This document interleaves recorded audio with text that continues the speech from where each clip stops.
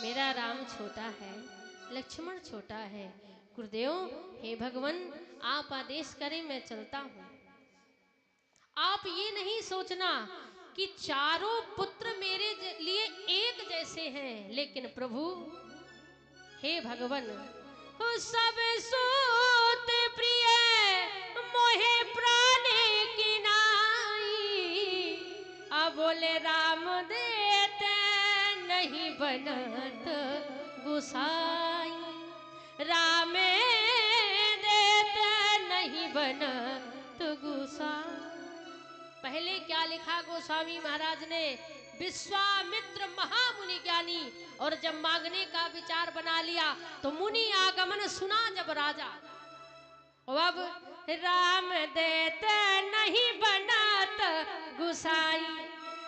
लेकिन मांगा क्या? मांगा, बोले कुछ और नहीं मांगा, मैंने तो राम को मांगा है, मैं चलूं। राम तो देते ही नहीं बनते हैं।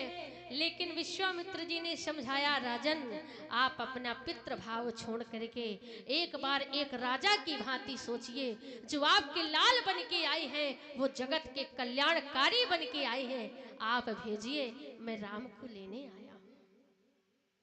और जाते समय, जिस समय भगवान गए, राजा दशरथ जी ने शंकर जी से कहा था कि हे भोलेनाथ, मेरे राम की रक्षा करना, मेरे राम को कभी अकेले मत छोड़ना। अरे भूत भावन भोलेनाथ ने कहा, पिताश्री, आपके राम के लिए ही कहते हैं, संसार का दुख हरने के लिए राम का अवतरण हुआ है। और बोले राम जी के दुखों का हरण करने के लिए बोले संत हनुमंत का अवतरण हुआ है। तो बोले हनुमान रूप में हम ही राम जी के साथ ही रहेंगे। यहां राम लक्ष्मण गए। गुरुदेव ने कुछ राघव जी को विद्या अध्ययन करवाया। इसके बाद राम जी उस रास्ता से गए जहां पर राक्षसी ताड़का रहती थी, क्योंकि दो रास्ता बताई थी गुरुदेव ने राम जी से, आप इससे जाएंगे, इससे जाएंगे। बोले दो मार्ग कैसे हैं? गुरुदेव ने कहा, राम, इस मार्ग से जल्दी पहुंच जाएंगे, इस मार्ग से समय लगेगा। तो राम जी ने कहा, भाई जिससे जल्दी पहुंच जाए उसी से चलो ना। बोले लेकिन एक विडंबना है। क्या? बोले इस रास्ते में एक राक्षसी रहती है, नाम है ताड़का।